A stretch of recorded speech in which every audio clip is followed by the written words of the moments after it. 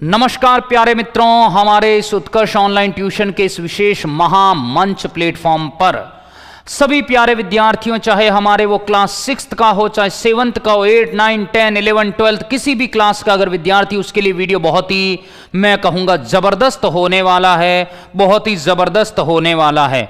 कई विद्यार्थियों के मन में ये क्वेश्चन आ रहा है कि सर अभी डैश वर्क मैं सॉल्व करूं या नहीं, ऐसा क्वेश्चन आपके मन में आ रहा है कि मुझे डैश वर्क लेनी चाहिए कि नहीं लेनी चाहिए। ऐसी बहुत सारी डैश वर्क मार्केट में आ चुकी है, वो डैश वर्क मुझे लेनी चाहिए कि नहीं लेनी चाहिए। इन सभी प्रश्नों को आज मैं उनका हल बताने वाला हूं, समाधान करने वाला हूं। तो प्यारे साथियों, आप जानते हैं कि अभी आप बोर्ड के विद्यार्थी हैं, वो बहुत ही परेशान हो रहे हैं क्योंकि वो अपनी तैयारी का आकलन करना चाह रहे हैं कि अभी मैं डैश वर्क लूं या नहीं लूं, मेरी तैयारी कितनी है, कैसे परफेक्ट बनूंगा। वो मैं डैश वर्क के माध्यम से अपनी उत्तर पुस्तिका को जांच करके मैं देख सकता हूं, परंतु मैं चाहूंगा कि वो 11th का विद्यार्थी, जो 9th का विद्यार्थी, जो 6th का विद्यार्थी, जो नॉन बोर्ड क्लास का विद्यार्थी है, वो क्या चाहेगा, अगर वो डैश वर्क लेवें या नहीं ले, उसके लिए क्या करना चाहिए। देखिए प्यारे साथियों, डैश वर्क लेना या नहीं लेना वो हमारी तैयारी पर डिपेंड करता है, हमारी एक मस्तिष्क की सोच पर डिपेंड करता है कि मुझे लेनी चाहिए कि नहीं लेनी चाहिए। तो मैं कहूंगा वही विद्यार्थी डैश वर्क ले, वही विद्यार्थी डैश वर्क के अंदर प्रैक्टिस करें, वही विद्यार्थी अपनी तैयारी का आकलन करे डैश वर्क के माध्यम से। जिस विद्यार्थी ने, जो मैं बताने वाला हूं कि ये फैक्टर अपने कंप्लीट कर लिए हैं, वो डैश वर्क लेवें, अन्यथा डैश वर्क नहीं लेवें। मैं कहूंगा एक विद्यार्थी जिसने ये अपना काम कर लिया है वो डैश वर्क जरूर लेवें। जैसे पहला, आपको अपने मन से पूछना है, क्या आपका रिवीजन कंप्लीट हो गया। आपका रिवीजन अगर कंप्लीट हो गया, चाहे वो टीचर्स के द्वारा है, चाहे आपका खुद का है, तो अगर आपने वो रिवीजन कंप्लीट कर दिया है, आपने पूरा पढ़ लिया है, जितने भी आपने हस्तलिखित नोट्स बनाए थे वो अगर आपने कंप्लीट पढ़ लिए हैं, तो बिल्कुल आपको डैश वर्क ले लेनी चाहिए। अगर आपकी क्लास का रिवीजन कंप्लीट हो गया, अगर आपका स्कूल में रिवीजन कंप्लीट हो गया है, तो बिल्कुल आपको डैश वर्क लेनी चाहिए, आपको प्रैक्टिस करनी चाहिए, आपको अपनी स्वयं लिखित या अपनी परीक्षा का मूल्यांकन स्वयं करना चाहिए। बिल्कुल आप इसके लिए एलिजिबल हैं। पॉइंट नंबर 2, आपका सेल्फ कॉन्फिडेंस कितना है, आपका सेल्फ कॉन्फिडेंस का लेवल कितना है।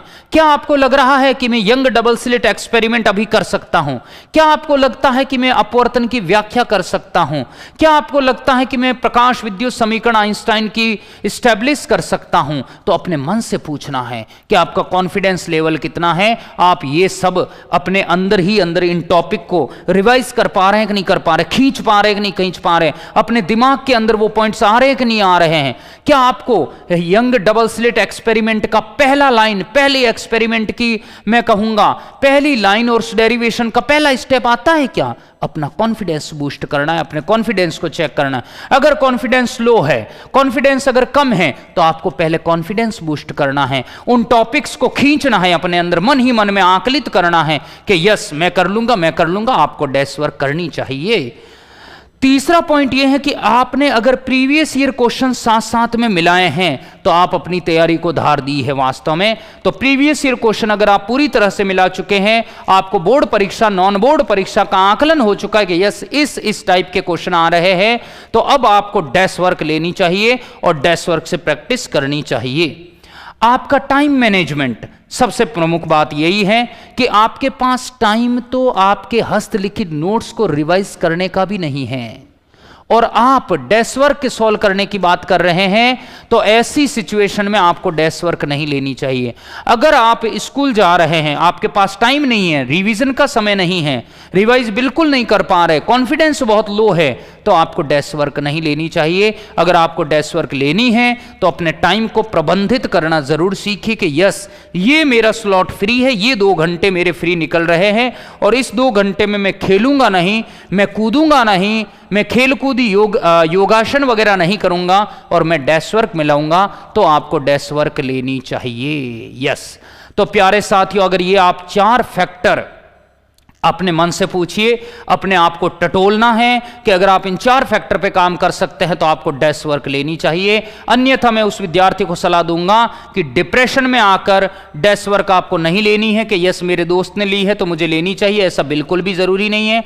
आपको अपनी योग्यता, अपना आकलन खुद करना है, कॉन्फिडेंस लेवल बूस्ट है कि नहीं उसके अकॉर्डिंग सोचना है, फिर आपको डेस्क वर्क लेनी चाहिए। अब आपके मन में क्वेश्चन होगा, उत्कर्ष की डेस्क वर्क आएगी कि नहीं? इसका जवाब मैं अगले वीडियो में दूंगा, तो बिल्कुल जुड़े रहें उत्कर्ष के इस महा प्लेटफॉर्म से। Thank you.